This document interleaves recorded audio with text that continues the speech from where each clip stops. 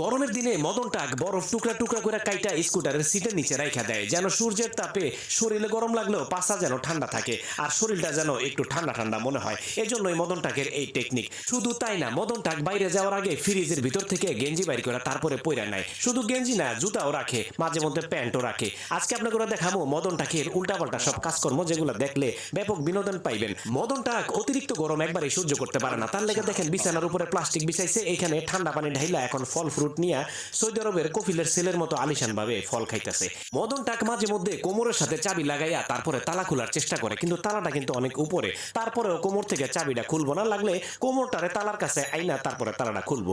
সবকিছু নিজের মন মর্জি মতো করে, কারো কোনো কথা শুনে না। মাঝে মধ্যে তো গাছ কাটতে গিয়ে হেস্কোগুলেট ব্যবহার করে, তখন বাতিজা এসে বলে, চাচা এত কষ্ট করে হেস্কোগুলেট দেন না, কাইটা এই ইলেকট্রিক মেশিন দিয়ে কাটেন। তখন মদন টাক ইলেকট্রিক মেশিন না চালাইতে পারে করাতের মতো এটা ব্যবহার করে। আর মাঝে মধ্যে খাবার দূরে থাকলে তখন এই